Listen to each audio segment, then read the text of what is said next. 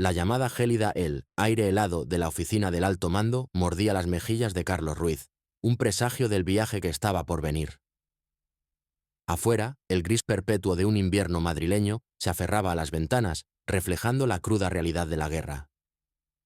Dentro, la habitación era espartana, dominada por un gran escritorio de roble pulido tras el cual se sentaba el general Antonio López, su rostro una máscara de resolución impenetrable. Carlos permanecía en posición de firmes, su aliento empañándose levemente en el frío. Había sido convocado sin explicación, algo bastante común en aquellos tiempos tensos, pero la urgencia en la voz del ayudante había sido inconfundible. «Ruiz», comenzó el general López, su voz un retumbo grave que parecía vibrar a través de las tablas del suelo. «Has demostrado tu capacidad para la discreción y el ingenio en innumerables ocasiones. Tu historial en los Montes Cárpatos, tus soluciones de ingeniería en el frente oriental, hablan por sí solos». Carlos inclinó ligeramente la cabeza, reconociendo el raro elogio sin traicionar emoción alguna. Su mente, siempre analítica, ya intentaba descifrar el preámbulo del general. Esto no era una felicitación por servicios pasados, era el preludio a una nueva asignación, sin duda exigente. López empujó un grueso dossier sellado sobre el escritorio. «Esto es clasificado nivel Omega. No hablarás de su contenido con nadie, ni siquiera con tus subordinados de mayor confianza, hasta el momento apropiado. La violación conlleva la pena más alta». Su mirada, afilada e inquebrantable, se clavó en Carlos. Carlos tomó el dossier. El papel se sentía frío y pesado en su mano enguantada. «Entendido, general. Bien, dentro encontrarás tus nuevas órdenes. Tu misión, capitán, es construir una instalación muy específica, en un lugar poco convencional». López hizo una pausa, permitiendo que la implicación se asentara. «El Ártico, específicamente, una isla remota al norte de Svalbard». Un destello de sorpresa, rápidamente reprimido, cruzó las facciones de Carlos. El Ártico. El nombre evocaba imágenes de hielo interminable, vientos cortantes y una desolación que empequeñecía incluso los campos de batalla más áridos. Su mente de ingeniero comenzó inmediatamente a calcular los inmensos desafíos logísticos. Se te asignará un pequeño equipo seleccionado a mano, especialistas en sus campos, aunque no estarán al tanto del alcance completo del proyecto. Tu historia de cobertura será una estación meteorológica. Sin embargo, el propósito real de esta instalación es mucho más crítico para el futuro del Reich. López se inclinó hacia adelante, su voz bajando a un susurro casi inaudible. Será un santuario. Llegada al fiordo fantasma, el chirrido estridente del hielo contra el casco finalmente cesó, reemplazado por el aullido del viento que parecía venir de todas direcciones a la vez. Capitán Carlos Ruiz estaba en la cubierta del pequeño barco, aferrando la barandilla metálica helada, observando cómo se desplegaba el paisaje desolado. El viento norte, un robusto carguero reforzado para el hielo, había navegado las traicioneras aguas al norte de Svalbard, abriéndose paso a través de témpanos que se sentían menos como obstáculos y más como los dientes de alguna bestia antigua. Ahora descansaba, con sus motores apagados, en los confines estrechos de lo que los mapas etiquetaban vagamente como fiordo de los susurros. Para Carlos, se sentía más como el fiordo fantasma. El aire mordía con una ferocidad que solo había imaginado. Nieve fina, como vidrio en polvo, azotaba la cubierta, picando sus mejillas expuestas. El cielo arriba era un gris magullado, fundiéndose perfectamente con los picos dentados y altos que se elevaban abruptamente del mar congelado. No había señales de vida, ni árbol, ni arbusto, solo una extensión interminable y monocromática de roca y nieve. El aislamiento era profundo, un peso físico que oprimía su pecho. «Bueno, capitán», la voz ronca del sargento Óscar Morales cortó el viento. «Parece que hemos encontrado el fin del mundo». Óscar, envuelto en capas de lana pesada y lona, pateaba los pies, una nube de nieve saliendo de sus botas. «Podríamos estar en la luna». Carlos asintió, su mirada barriendo el fiordo. «Es prístino, sargento. Intacto, exactamente como describió el general». Sintió un escalofrío, no por el frío, sino por la inquietante quietud del lugar. Era hermoso en su crudeza, pero también aterrador en su indiferencia cruda. Abajo, la pasarela traqueteó al bajar, un sonido incongruente en el inmenso silencio. El soldado Emilio Sánchez, un joven cuya naturaleza jovial habitual había sido erosionada lentamente por semanas en el mar, tropezó ligeramente al pisar la orilla cubierta de nieve. Ajustó la pesada mochila en su espalda, su aliento formando plumas en el aire gélido. «Capitán, hace más frío de lo que esperaba», logró decir, su voz apenas un susurro contra el viento. Carlos lo observó, un destello de preocupación en sus ojos. Sánchez era un buen soldado, pero el Ártico era un enemigo diferente. «Sigue moviéndote, Sánchez, mantente caliente. Primero montamos el campamento, luego hablamos. El cabo Lorenzo Castro, un hombre de pocas palabras y aún menos emociones visibles, ya descargaba equipo con una eficiencia practicada y fluida. Sus ojos, del color del hielo glacial, escaneaban constantemente los alrededores, captando cada matiz del terreno implacable. Se movía con una competencia silenciosa, un contraste marcado con las expresiones ligeramente desconcertadas de los otros hombres. La doctora Isabel Vargas, su rostro parcialmente oculto por un grueso capuchón forrado de piel, emergió del interior del barco, cargando un pesado estuche de instrumentos geológicos. Caminaba con paso decidido, su mirada fija no en la desolación, sino en las caras rocosas expuestas que se elevaban sobre ellos. «Capitán Ruiz», llamó, su voz nítida a pesar del frío. «Las formaciones geológicas son fascinantes, un claro ejemplo de levantamiento y erosión significativos. Esto podría ser ideal». Carlos sintió un impulso momentáneo de propósito. El desapego científico de Isabel era un ancla bienvenida en la inquietud arremolinada. «¿Ideal para qué, doctora?», preguntó, aunque sabía la respuesta. Ella gesticuló ampliamente con una mano enguantada. «Para el ocultamiento, capitán, una fortaleza natural. La roca aquí es granito, creo. Increíblemente estable, increíblemente difícil de penetrar sin las herramientas adecuadas». El primer orden del día era el refugio. Los hombres, con movimientos rígidos por el frío y la fatiga, comenzaron a descargar las secciones prefabricadas de sus barracones temporales. Era una estructura utilitaria, diseñada para un montaje rápido y máxima protección contra los elementos. Pero aún así, el trabajo era arduo. El viento arrancaba la lona, amenazando con arrancar las secciones de sus manos. La nieve se acumulaba en cada grieta, haciendo su pisada traicionera. Óscar refunfuñaba, luchando con un perno obstinado. «Este lugar no nos quiere aquí, lo siento, los espíritus del hielo no quieren visitantes». «Solo concéntrate en la tarea, sargento», instruyó Carlos, sus propias manos entumecidas a pesar de los guantes pesados. Trabajaba junto a ellos, cargando madera, asegurando cables, dando un ejemplo de resolución incansable. Sabía que sus hombres lo miraban y no podía permitirse flaquear. A medida que el sol, un disco pálido y anémico, comenzaba su lento descenso hacia el horizonte, proyectando sombras largas y magulladas a través del fiordo, el campamento rudimentario comenzó a tomar forma. Una gran tienda única, reforzada con marcos de madera, se erguía contra el viento. Dentro, una pequeña estufa de campaña crepitaba, ofreciendo un calor escaso pero vital. El aire estaba cargado con el olor a lona, sudor y humo de madera. Carlos salió, dejando atrás la luz tenue y el murmullo bajo de sus hombres. Caminó hasta el borde de su pequeño claro, sus botas crujiendo en la nieve fresca. El silencio era inmenso, roto solo por el chillido del viento y el crujido rítmico y distante del barco. La boca del gigante la ventisca, una bestia indómita de hielo y viento, los había arañado durante 3 días, borrando la ya indistinta línea entre el cielo y la tierra congelada. Carlos se abría paso a través de ella, cada paso un acto deliberado de voluntad contra el frío cortante y la nieve que se arremolinaba hasta su cintura en montones. Su aliento salía en plumas blancas, un fantasma fugaz en la penumbra ártica. Morales, su rostro una máscara de incomodidad bajo una capa de escarcha, tropezaba detrás de él, murmurando maldiciones bajas sobre espíritus del norte. Sánchez, perpetuamente, agotado, avanzaba en silencio, su pala un peso familiar. Solo Castro parecía verdaderamente en casa, su paso seguro incluso en la roca resbaladiza por el hielo. Sus ojos, escaneando el blanco arremolinado en busca de algo que solo él podía ver. La doctora Vargas, envuelta en capas de equipo aislante que atenuaban sus movimientos agudos habituales, era un tipo diferente de implacable. Se movía con un propósito que trascendía la dificultad física, su martillo de geólogo un compañero constante, golpeando caras rocosas expuestas cada vez que el viento ofrecía un breve respiro. No buscaba un camino, sino una historia grabada en granito.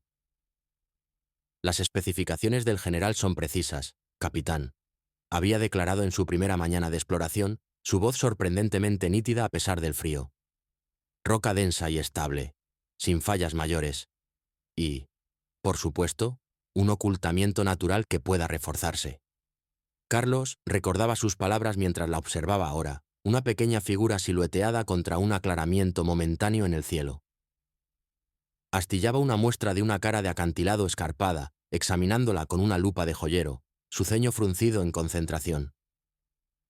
El viento azotaba su cabello, pero ella permanecía ajena, perdida en el lenguaje silencioso de la piedra. Los días se fundían unos en otros, marcados solo por el creciente dolor en sus huesos y el lento consumo de sus raciones.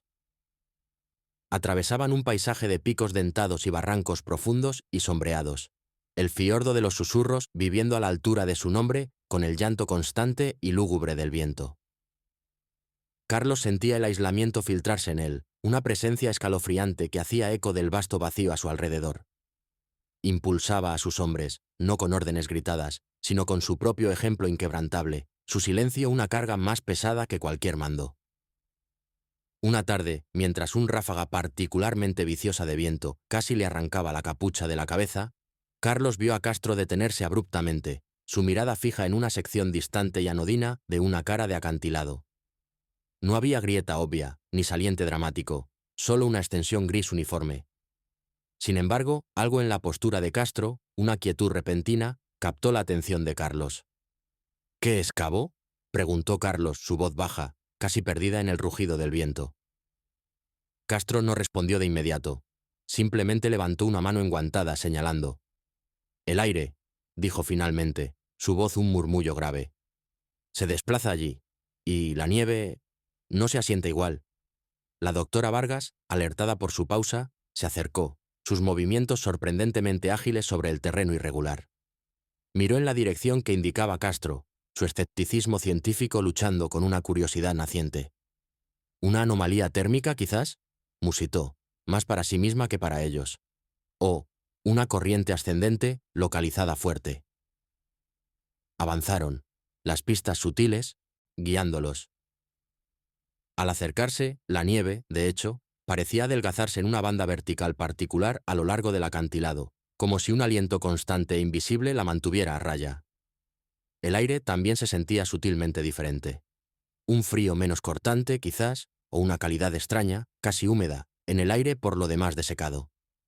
«Es una sombra, capitán», refunfuñó Morales, ajustando su mochila. «La montaña juega trucos». Pero Carlos sintió un cosquilleo de anticipación. Confiaba en los instintos de Castro, afilados por una vida en esta tierra implacable.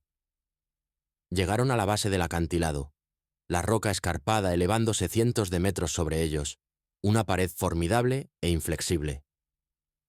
La doctora Vargas comenzó su examen metódico, golpeando, raspando y analizando. Pasó su mano por la cara de la roca, sus dedos trazando líneas invisibles. «Granito», confirmó, su voz con una nota de satisfacción. «Sólido, excelente resistencia a la compresión». Luego, sus ojos se abrieron. «Y mirad aquí», señaló una fisura tenue, apenas perceptible, casi perfectamente camuflada por las estrías naturales de la roca. No era una grieta, sino una línea, un indicio de separación. Mientras la estudiaban, un retumbo bajo, tenue pero distinto, resonó desde lo profundo del acantilado. Sonaba como si la montaña misma suspirara. «Una entrada», dijo Carlos, las palabras una exhalación silenciosa de alivio y temor. Con vigor renovado, despejaron la nieve y los escombros sueltos. Lo que emergió no era una simple grieta, sino una fisura colosal, oculta por milenios de nieve arrastrada por el viento y derrumbes rocosos. Era una boca abierta, una rendija vertical oscura en el granito, lo suficientemente ancha para que un hombre entrara, sus profundidades envueltas en una penumbra impenetrable. El aire que fluía de ella estaba quieto, casi cálido, un contraste marcado con el viento cortante afuera. Olía a tierra húmeda y algo más, algo antiguo e intacto. Castro, siempre observador, se arrodilló, pasando su mano por el suelo de la entrada naciente. Sin huellas, declaró, su voz apagada. Ninguna bestia ha hecho de esto su guarida. La doctora Vargas, su rostro iluminado con triunfo científico, sacó una potente linterna de su mochila. Apuntó su haz hacia la oscuridad. La luz luchaba contra la inmensidad interior, revelando solo el tramo inicial de un vasto túnel natural, sus paredes relucientes con hielo y humedad, desapareciendo en una negrura aparentemente interminable. Era una catedral tallada por el tiempo geológico, un secreto guardado por el Ártico durante edades incalculables. «Es perfecto», respiró, su voz llena de asombro. «La boca de un gigante capitán, y es nuestra». Batallando las rutas de hielo, rugido estridente del rompehielos Fénix resonaba a través del agua gélida, un sonido que se había convertido en el himno no deseado de su existencia. El capitán Ruiz estaba en el muelle improvisado, una silueta demacrada contra el cielo perpetuamente gris, su aliento saliendo en plumas como humo. Cada músculo de su cuerpo estaba tenso, con una tensión que nunca parecía disiparse por completo. El Fénix, una bestia envejecida de acero y remaches, era una línea vital crítica, pero frágil. «Viene demasiado rápido, capitán». La voz de Morales, áspera como grava, cortó el viento. Gesculó con una mano enguantada hacia el buque imponente que parecía luchar contra un demonio invisible bajo la superficie. Ruiz entrecerró los ojos. El hielo compacto, denso e implacable había apretado su agarre durante la noche. El barco, ya ladeado ligeramente por una colisión previa, tallaba un camino lento y agonizante, su proa gimiendo en protesta. De repente, una losa colosal de hielo, del tamaño de una casa pequeña, se elevó bajo el Fénix, enviando un chorro de agua congelada alto en el aire. El barco se ladeó violentamente a babor, su popa elevándose alarmantemente del agua. Los hombres en cubierta se apresuraron, sus gritos tragados por el viento. «¡Maldita sea, hombre! ¡Manténla firme!», murmuró Ruiz, sus nudillos blancos al aferrar los binoculares. Por un momento aterrador, el Fénix quedó suspendido, tambaleándose al borde del vuelco, un testimonio de la indiferencia brutal del Ártico. Luego, con un estremecimiento que resonó incluso en la orilla, se enderezó lentamente, vapor siseando de tuberías maltrechas. Morales soltó un aliento largo y tembloroso. «El norte no nos quiere aquí, capitán, ni un ápice». Su superstición era un compañero constante, especialmente cuando los elementos se volvían en su contra. Ruiz solo gruñó, su mirada fija en el barco, mientras finalmente raspaba contra los pilotes de madera. La rampa bajó con un chirrido de protesta, y una fila de hombres exhaustos comenzó la ardua tarea de descargar. Cajas, algunas con el lúgubre insignia de la Wehrmacht, fueron izadas, muchas empapadas o aplastadas. Un palé de raciones enlatadas se abrió, derramando su contenido sobre el hielo. «La mitad de esto está arruinado». La voz de Sánchez, usualmente alegre, estaba teñida de desesperación al inspeccionar un montón de madera astillada. «¿De qué sirve un martillo si el mango está roto?». Morales pateó una caja dañada de suministros médicos. «Es un milagro que algo llegue aquí, Sánchez. Intenta decírselo al general, aunque probablemente piensa que estamos de picnic». Hizo una pausa, sacudiendo la cabeza. «Este frío se mete en todo, en los hombres, en las máquinas, en el alma misma del lugar». Más tarde esa tarde, un rugido diferente partió el aire. El gemido agudo de motores luchando contra vientos de fuerza huracanada. 3 aviones de transporte, Junkers Chu-52, sus alas incrustadas de escarcha, aparecieron como motas oscuras contra el cielo gris revuelto. La pista de hielo improvisada, marcada por bidones de aceite y bengalas parpadeantes, apenas visible a través de Moce 100-200, la nieve arremolinada. «Vienen bajo», observó Ruiz, su mano instintivamente yendo a la pistola en su cadera. No es que sirviera de mucho contra un avión cayendo, pero era un consuelo familiar. El avión líder rebotó violentamente en su aproximación, su tren de aterrizaje patinando sobre el hielo irregular.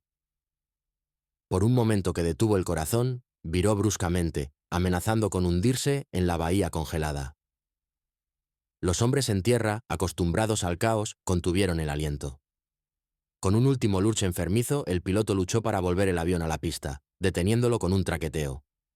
Los otros dos siguieron, sus aterrizajes igualmente peligrosos. Al abrirse las puertas de carga, un chorro de aire helado mezclado con olor a combustible de aviación los asaltó. Salieron más cajas, algunas abolladas, otras goteando contenidos preciosos. Una pila de lonas de lona, destinadas a proteger su campamento naciente, yacía destrozada. «Los bidones de combustible están a medias, capitán», reportó un miembro de tierra agotado, su rostro azul por el frío. «Parece que perdieron bastante en tránsito». Ruiz se arrodilló, pasando una mano enguantada sobre una tubería congelada y reventada destinada a su sistema de calefacción. El frío era un enemigo constante e insidioso, dañando, debilitando y erosionando lentamente sus planes cuidadosamente trazados. La fecha límite del general se cernía, un peso fantasma en sus hombros. Sabía el costo del fracaso. Miró a Sánchez, cuyo rostro estaba grabado con una combinación de agotamiento y frustración. Sánchez, evalúa el daño a las tuberías de calefacción. Morales, intenta rescatar lo que puedas de esos bidones de combustible. Cada gota cuenta. Morales asintió, su actitud ronca, momentáneamente suavizada por un destello de comprensión. «Sí, capitán, haremos lo que podamos, pero te digo, este lugar no solo rompe cosas, intenta rompernos». Ruiz observó a los hombres, sus figuras encorvadas contra la nieve impulsora, luchando no solo contra los suministros dañados, sino contra el entorno implacable que aplastaba el espíritu. Sintió el peso de su cansancio, su creciente desaliento. Sabía que Morales tenía razón. El Ártico no era solo un desafío físico, era uno psicológico. Y la lucha por simplemente existir, sin mencionar construir una fortaleza, apenas comenzaba. La furia de la tormenta, el aire, dentro de la fisura, zumbaba con una nueva energía industriosa.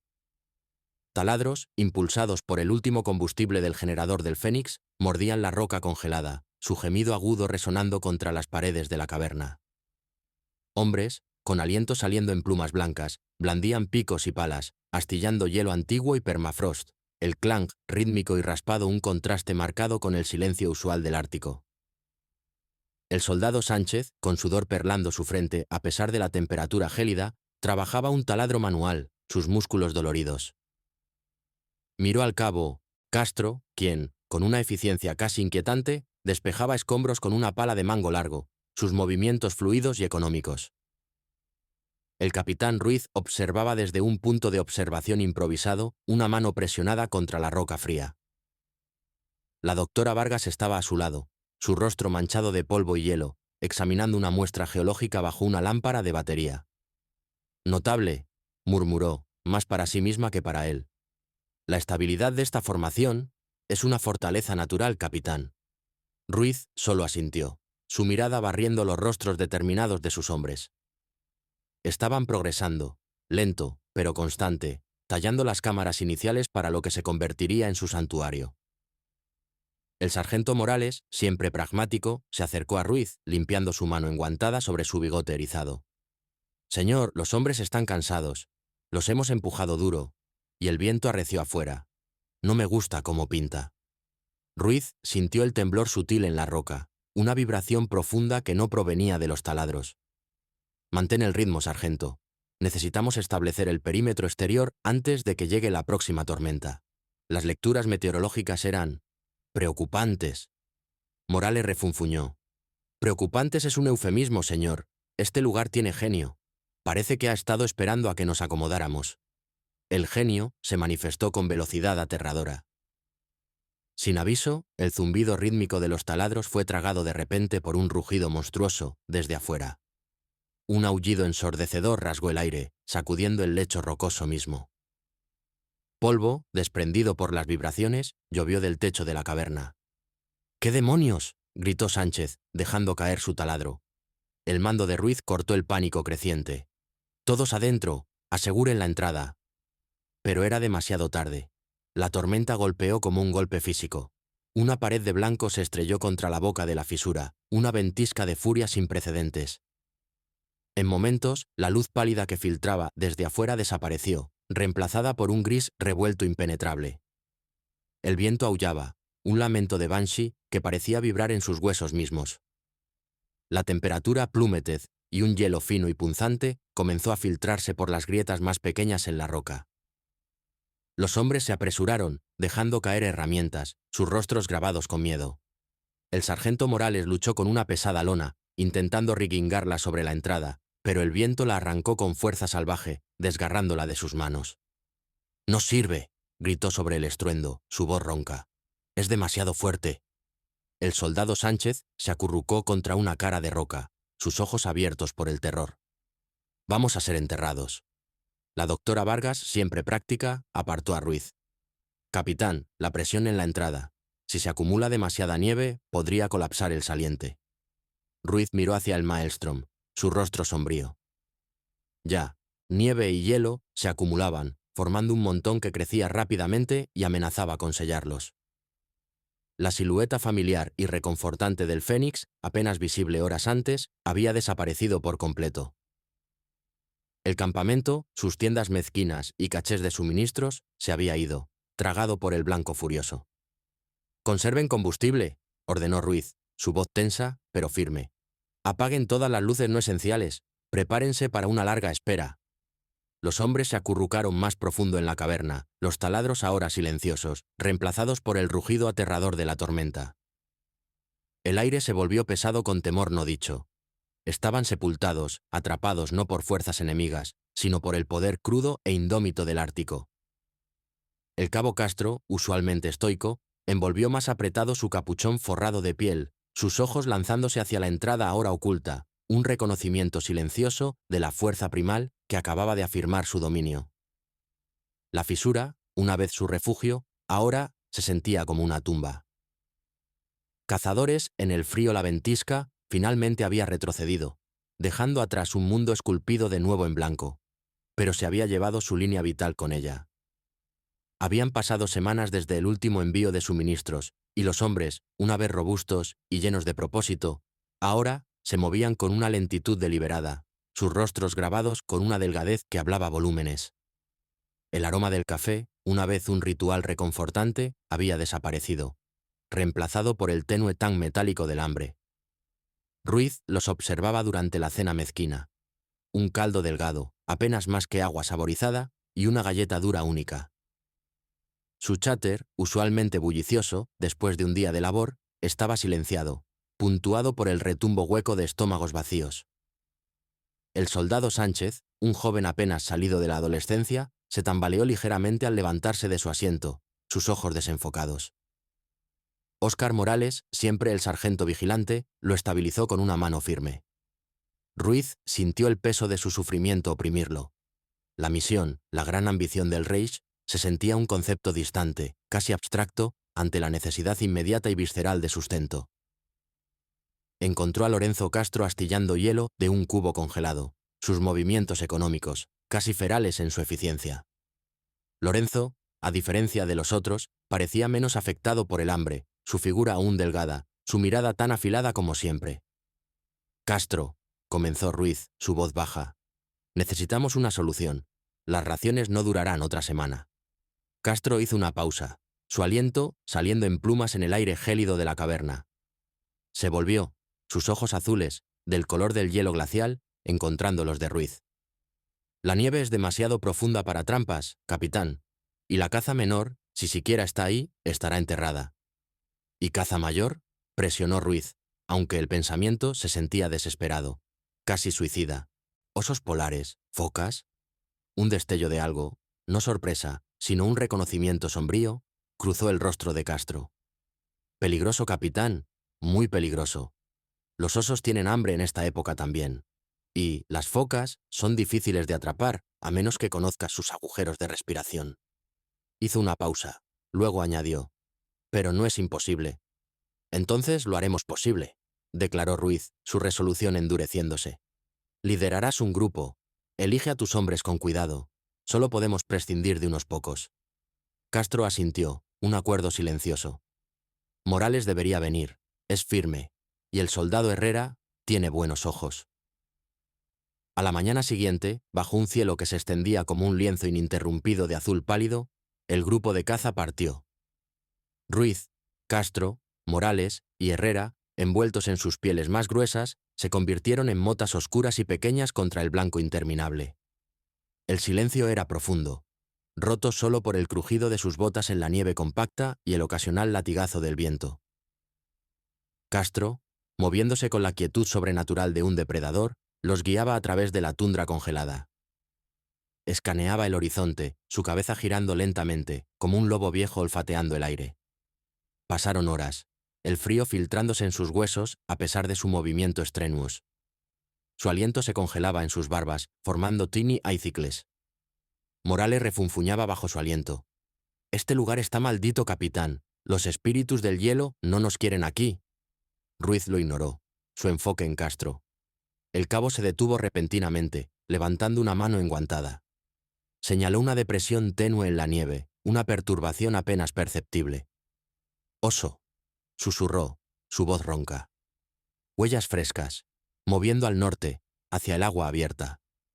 La tensión se enroscó en las entrañas de Ruiz. La caza ya no era una necesidad abstracta, era una realidad inmediata y mortal. Siguieron las huellas, un proceso meticuloso y painstaking. El oso había sido grande, sus huellas del tamaño de platos de cena, indicadores claros de su poder inmenso. El pensamiento de confrontar tal criatura con sus rifles de cerrojo era desalentador. Llegaron al borde de una vasta extensión congelada, donde el hielo se encontraba con el agua oscura y revuelta del océano Ártico. En la distancia, una forma oscura se movía, un behemoth lumbering de pelaje blanco contra el azul Stark. El oso acechaba algo cerca de un parche de hielo más delgado. «Foca», respiró Castro, confirmando la sospecha de Ruiz, intentando atrapar una en su agujero de respiración. Un plan, desesperado y crudo, se formó en la mente de Ruiz. Emboscarían al oso mientras estaba distraído. Señaló a Morales y Herrera, indicando sus posiciones. El viento, un cuchillo cortante, estaba a su favor, llevando su olor lejos del depredador desprevenido. Avanzaron sigilosamente, cada paso agonizantemente lento, sus rifles listos. El corazón de Ruiz martilleaba contra sus costillas, un tambor frenético contra el silencio congelado. El oso, ajeno a su aproximación, se abalanzó, sus patas masivas estrellándose contra el hielo. Una forma oscura y resbaladiza se debatió por un momento. Luego quedó quieta. El oso tenía su presa. «Ahora», rugió Ruiz, rompiendo el silencio con el crujido de su rifle. Morales y Herrera siguieron, una andanada de disparos resonando a través del paisaje árido. El oso, startled, se irguió, un rugido gutural rasgando su garganta. Era masivo, mucho más grande de lo que Ruiz había anticipado, sus ojos ardiendo con furia primal. Comenzó a cargar. Castro, sin embargo, había retenido su fuego. Mientras el oso cerraba la distancia, apuntó no a su volumen, sino a un punto vulnerable. Su disparo fue preciso, golpeando al oso detrás de su hombro.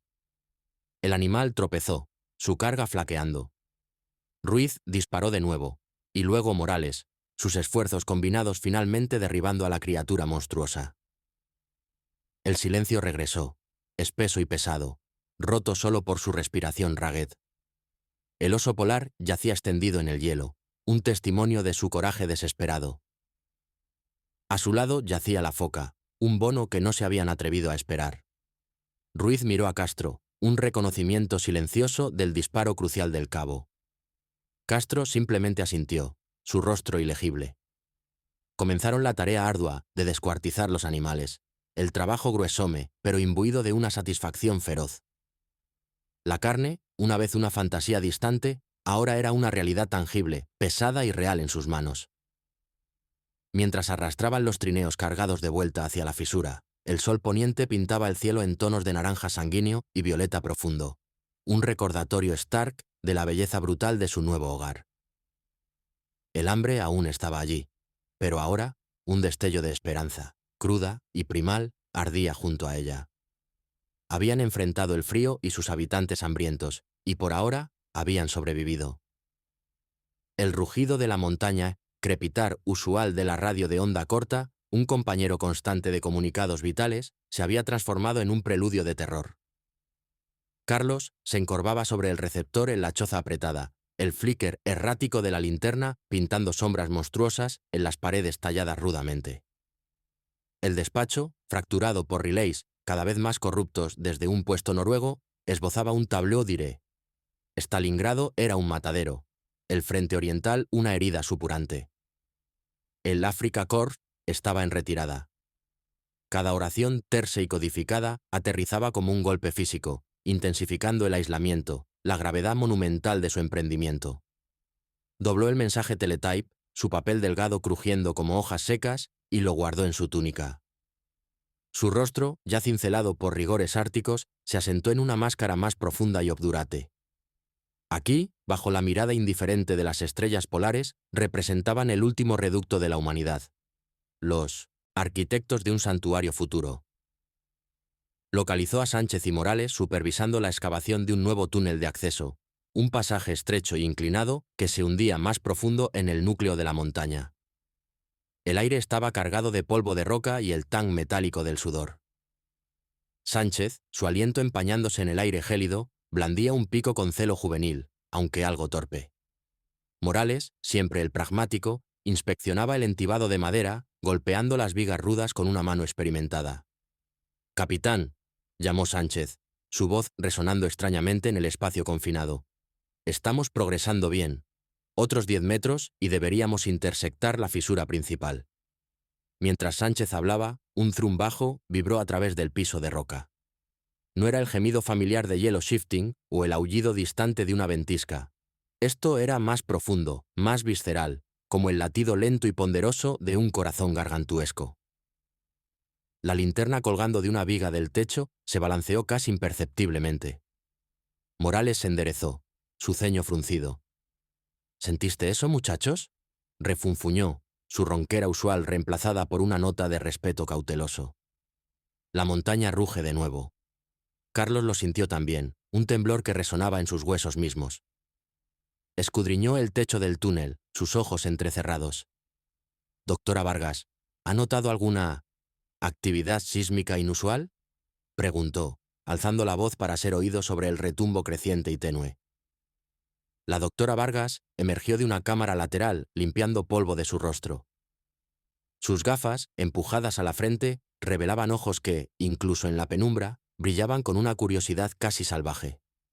«Solo lo esperado para una región de tal volatilidad geológica, capitán. La expansión y contracción del permafrost, las presiones inmensas. Es una entidad viva y respirante, este lugar». El retumbo se intensificó, un gruñido gutural que ahora vibraba a través de sus botas. Polvo comenzó a drifting del techo como nieve fina. Pequeños guijarros, desprendidos de la cara de roca, pingaban contra sus cascos. Sánchez gritó, tropezando hacia atrás mientras un chunk más grande de pizarra se desprendía y aterrizaba cerca de sus pies. «¡Fuera! ¡Todos fuera!», ladró Carlos, su voz cortando el din creciente con una urgencia que no admitía discusión. Se apresuraron hacia atrás, el aire llenándose con un crescendo creciente de gemidos y crujidos. Morales tiró de un Sánchez de ojos abiertos hacia la entrada, su mano grande firme en el hombro del joven. Justo al clearing la boca del túnel, un rugido ensordecedor erupcionó. El suelo bajo ellos se estremeció violentamente. Una nube de roca pulverizada y polvo explotó de la entrada del túnel, llevando consigo los restos astillados de su entibado de madera. El aire se llenó con el olor acre de roca recién expuesta, y una niebla choking y gritty. Cuando el polvo finalmente se asentó, la entrada del nuevo túnel había desaparecido. Una pared sólida de roca colapsada, miles de toneladas de ella, ahora sellaba su progreso. La montaña, parecía, había rugido su descontento. Sánchez miró la barrera impenetrable, su rostro pálido bajo la mugre. «Está bloqueado, completamente». Morales pateó una piedra suelta. «Maldita montaña», murmuró, escupiendo. Nunca le gustó que metiéramos mano. La doctora Vargas, sin embargo, ya examinaba la cara de roca expuesta con una expresión ilegible. «La red de fisuras es altamente inestable aquí, capitán. El permafrost actúa como binder, pero cualquier shift significativo, cualquier estrés localizado, es como construir en una cáscara de huevo». Carlos caminó hacia la entrada colapsada, pasando una mano enguantada sobre la roca fría e inflexible. Las noticias del frente, las odds imposibles que enfrentaban, la defiance misma del Ártico. Todo coalesció en un surge renovado de determinación. La retirada no era opción, la rendición impensable. Nos adaptamos, declaró Carlos, su voz calmada, cortando la tensión lingering. Sargento Morales, reúne a todos los hombres disponibles, toda la madera, todo el acero. Doctora Vargas, necesito su expertise geológica. No solo entibaremos este túnel, lo reforzaremos. Ingenieriaremos un método que lo haga más fuerte que la montaña misma. Construiremos una estructura verdadera y permanente, anclada profundo en la roca viva. Esta montaña puede rugir, pero la haremos escuchar.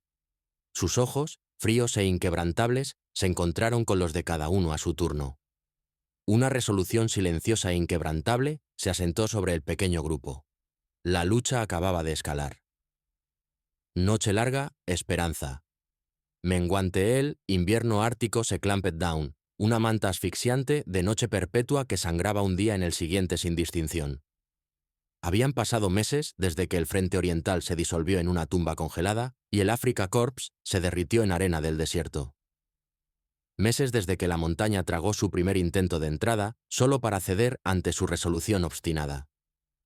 Ahora, el nuevo túnel, entibado con acero rescatado y hormigón reforzado, serpenteaba más profundo en la tierra, un testimonio de su defiance. Pero la defiance era un consuelo frío cuando el sol era un mito olvidado y la única luz provenía de generadores sputtering. Dentro de la cámara principal de excavación cavernosa, el aire colgaba pesado con polvo y el tan metálico del sudor. El clang rítmico de picos y el trum bajo de los taladros de roca eran el latido constante de su existencia. Rostros, una vez rubicundos con los últimos vestigios de civilización, ahora pálidos, grabados con sombras y el fantasma de nostalgia por el hogar. Se movían con un cansancio practicado, cada hombre un engranaje en una máquina impulsada por esperanza menguante y una voluntad de hierro. Carlos Ruiz los observaba, su propio rostro una máscara de estoicismo, aunque un dolor constante throbbing detrás de sus ojos. Veía el flicker de agotamiento en cada mirada evitada, el slump en cada hombro. Sabía las historias que soñaban, el calor que anhelaban. Esta noche intentaría darles algo. Durante la cena mezquina de raciones rehidratadas y café tip meanwhile, Carlos cleared su garganta. «Hombres», comenzó, su voz cortando el clinking desultorio de cucharas. Una historia, sindulgan a un viejo soldado. Algunas cabezas se levantaron, ojos apagados. Óscar Morales, siempre el pragmático, solo gruñó, revolviendo su café.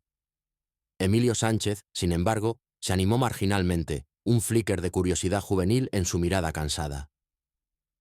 Carlos lanzó un cuento de una expedición legendaria en los Alpes bávaros, un relato embellished con escapes daring de avalanchas y el descubrimiento de una gruta cristalina oculta.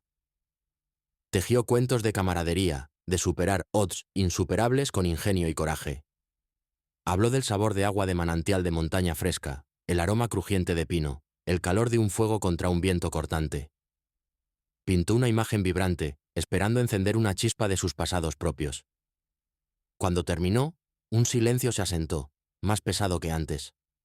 Algunos hombres asintieron lentamente, pero nadie habló. Las imágenes vívidas que había conjurado parecían desvanecerse, tragadas por la realidad opresiva de su existencia subterránea. El calor imaginado de un hogar bávaro no era rival para el frío Nawing que se filtraba en sus huesos. Emilio, que había escuchado atentamente, eventualmente sacó una cartera de cuero gastada de su túnica. Desplegó cuidadosamente una fotografía arrugada. Una mujer con ojos amables y un niño con sonrisa desdentada, de pie en un jardín bañado por el sol. Su pulgar trazó los bordes, un lamento silencioso. Óscar, observando la escena, clapped una mano en el hombro de un soldado joven que se había slamped contra la cara de roca, ojos cerrados. «De pie, soldado». La voz de Óscar era ronca pero carecía de malicia verdadera. «Esta montaña no duerme, y nosotros tampoco. Tenemos un horario que mantener, un santuario que construir». Lanzó una mirada pointed a Emilio. «Soñar despierto no corta roca, Sánchez. Vuelve a ello». Emilio flinched, guardando la fotografía con un suspiro que parecía llevar el peso de la noche interminable. Tomó su pico, el tut sordo contra la roca, un eco monótono de su espíritu menguante. Carlos lo observó todo, la lucha silenciosa jugando ante él. Entendía la dureza de Oscar. La disciplina era el último bastión contra el caos en este lugar desolado.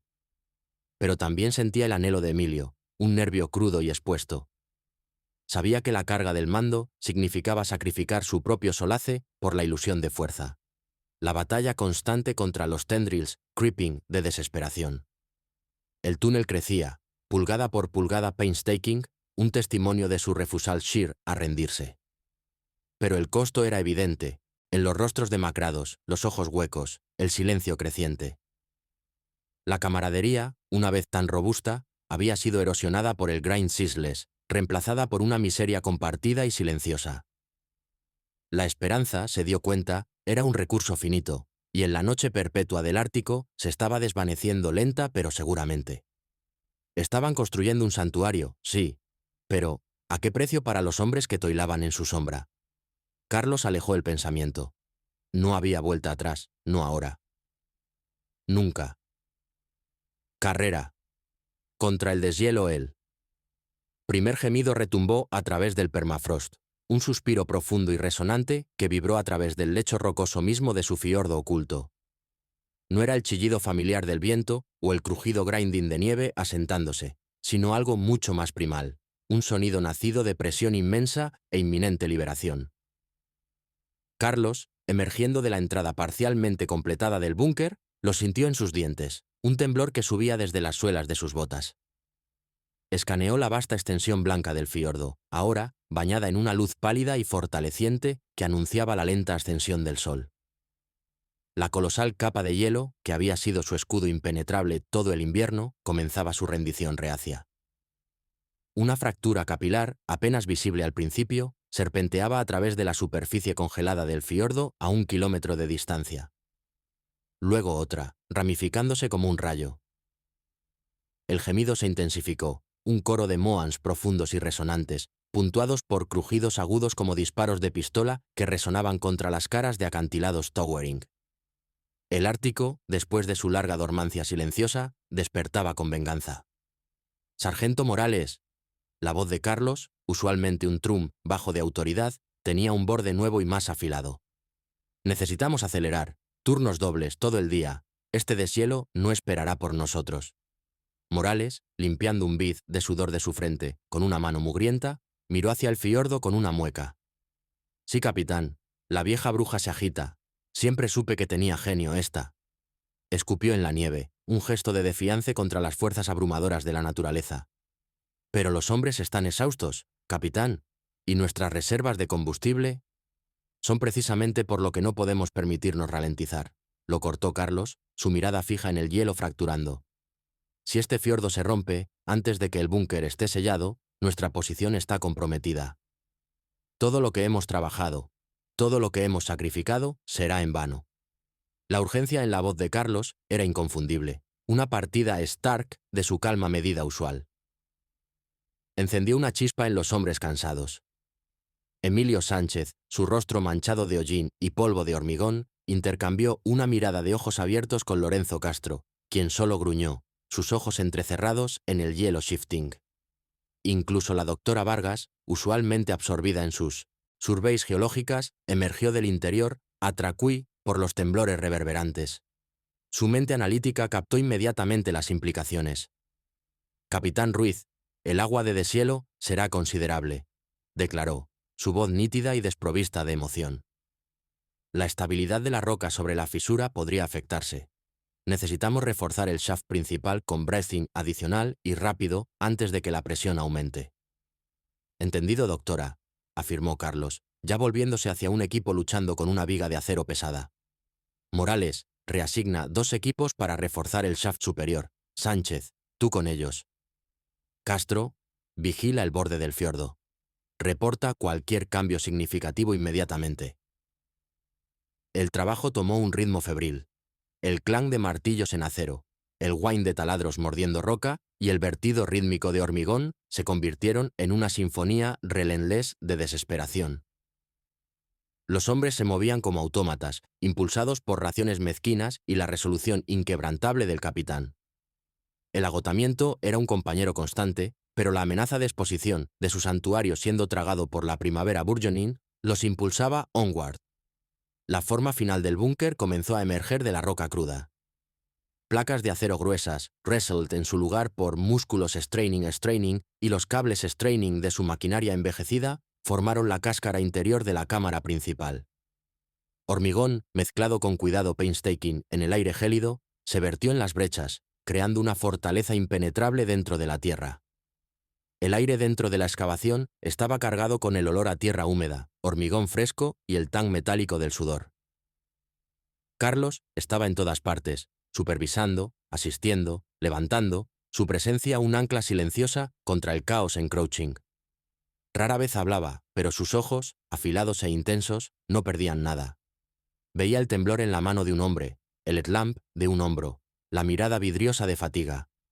Sin embargo, los empujaba, sabiendo que el costo del fracaso era mucho mayor que cualquier sufrimiento presente. Una tarde, mientras el crepúsculo perpetuo de la primavera ártica proyectaba sombras largas y azules a través del fiordo, un crujido particularmente violento rent the air. Una sección de la capa de hielo, un segmento del tamaño de un pueblo pequeño, visible se desprendió y comenzó a drifting, un harbinger ominoso del diluvio venidero. El sonido del agua, trickling al principio, luego flowing, se volvió audible bajo el hielo. Morales pasó una mano sobre su cabello corto, su ronquera usual reemplazada por un flicker raro de miedo. «Capitán, se está desarmando más rápido de lo que nadie predijo. Podríamos no lograrlo». Carlos miró el hielo churning y gimiendo, luego de vuelta a la entrada a medio terminar del búnker. El marco de la puerta de acero estaba en su lugar, las bisagras masivas esperando la losa final y colosal de metal. «Lo lograremos, sargento», dijo, su voz plana, resuelta. «Cada último hombre contribuirá hasta que el último perno esté apretado. Este santuario se completará». Y bajo el cielo unforgiving, con el suelo mismo temblando bajo sus pies, trabajaron. Una carrera contra el deshielo, contra el tiempo mismo, para tallar un sliver de esperanza en un mundo colapsando a su alrededor. El fantasma en el hielo, el clank de una llave inglesa caída, resonó agudamente a través de la cámara cavernosa. Una puntuación Stark en la sinfonía Relentless de construcción. Carlos observaba, un centinela silencioso, mientras el último brazo hidráulico para el portal principal era izado en su lugar. Chispas llovían del soplete del soldador, iluminando momentáneamente la mugre y el agotamiento grabados en los rostros de sus hombres. Sus movimientos eran lentos, deliberados, cada swing de martillo, cada giro de perno, un testimonio de meses de labor brutal. El aire, cargado con el tan metálico de ozono y sudor, zumbaba con la energía tensa de una tarea acercándose a su fin. Pasó una mano enguantada sobre la pared de hormigón reforzado fría a su lado, sintiendo las vibraciones sutiles del trabajo. Esta fortaleza, tallada de la roca ártica unforgiving, era más que un refugio. Era una apuesta desesperada, un reducto final contra un mundo tambaleándose al borde. Cada recurso, cada gota de combustible, cada caloría de sus raciones menguantes había sido vertida en su creación. Ahora, mientras las soldaduras finales se solidificaban alrededor del marco de acero masivo, una tensión diferente se asentó. No era la urgencia de la construcción, sino el peso silencioso y profundo de la completitud. Un grito gutural de triunfo erupcionó del pequeño equipo instalando el mecanismo de bloqueo final. El ingeniero líder, un hombre demacrado llamado Blanco, cuyos ojos habían perdido hace tiempo su chispa juvenil, se volvió hacia Carlos, una sonrisa cansada agrietando sus labios agrietados. «Hecho, capitán. Todos los enlaces asegurados, listo para sellar». Carlos asintió, su expresión ilegible. «Ejecuten». El mando fue seguido por un momento de animación suspendida. Luego, con un gemido bajo que reverberó a través del lecho rocoso mismo, la puerta de acero colosal comenzó su viaje lento e inexorable. Engranajes chirriaron, hidráulicos siseaban, y la presión del aire dentro del búnker shifted sutilmente. La luz de la vasta abertura, que había iluminado su toil por tanto tiempo, comenzó a receder, encogiéndose en una sliver, luego una sliver más. Motas de polvo bailaban en la luz fading, realizando un ballet final y etéreo. Un tut resonante final resonó a través de la cámara, sacudiendo el suelo bajo sus pies. El sonido no era meramente el cierre de una puerta. Era el sellado de un destino, el fin definitivo de un capítulo y el comienzo aterrador de otro. El silencio descendió, espeso y absoluto, roto solo por la respiración ragged de los hombres y el zumbido distante, casi imperceptible, del sistema de ventilación recién activado. Estaban dentro. Sellados. Carlos caminó a través de los corredores ahora silenciosos, sus pasos resonando huecamente en el hormigón. El búnker era inmenso, un laberinto de paredes reforzadas y maquinaria intrincada. Bahías de almacenamiento, ahora mayormente vacías, se extendían en la penumbra. Pasó la sala de generadores, sus motores masivos esperando la señal para rugir a la vida, y el centro de comunicaciones, un nido de equipo dormido. Cada espacio hablaba de preparación, de un futuro que esperaba nunca se materializara por completo. Se encontró en la cubierta de observación principal, una pequeña habitación circular con un solo panel grueso de vidrio, a prueba de balas mirando hacia la extensión ártica. La vista era breathtaking, incluso ahora. El hielo, que había amenazado con consumirlos, se extendía, un vasto lienzo ondulátil blanco bajo un cielo del color de ciruelas magulladas. El sol poniente proyectaba sombras largas y esqueléticas a través del paisaje congelado, pintando la escena en tonos de violeta y azul profundo. Solo en el silencio frío, Carlos dejó que su mirada vagara sobre el horizonte. Pensó en los hombres que habían perecido, tragados por ventiscas, aplastados por hielo colapsando, o simplemente sucumbiendo al frío relentless. Pensó en las órdenes desesperadas de Berlín, el scramble frenético para encontrar esta fisura oculta, este santuario imposible. Lo había construido. Un fantasma en el hielo, un monumento silencioso a un mando desesperado. A medida que los últimos vestigios de luz del día sangraban del cielo, una mote tenue apareció en el horizonte. Creció, lenta, pero steadily, resolviéndose en la silueta inconfundible de un barco de suministros. Rompía a través del hielo, derritiéndose rápidamente, un rompehielos poderoso, tallando un camino a través del fiordo cada vez más traicionero. La vista era un símbolo potente de conexión, una línea vital frágil a un mundo del que acababan de sellarse. Carlos lo observó acercarse, una figura solitaria enmarcada contra el inmenso lienzo de la noche ártica. Su misión, en un sentido, estaba accomplished. El búnker se erguía, impenetrable, un testimonio de su voluntad y el espíritu inquebrantable de sus hombres. Sin embargo, mientras el barco se acercaba, sus potentes reflectores perforando la penumbra, no sintió euforia, solo un profundo sentido de aislamiento.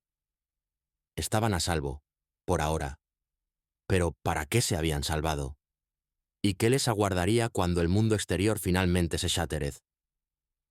Las preguntas colgaban en el aire frío, sin respuesta, mientras el fantasma en el hielo se preparaba para recibir a sus primeros visitantes.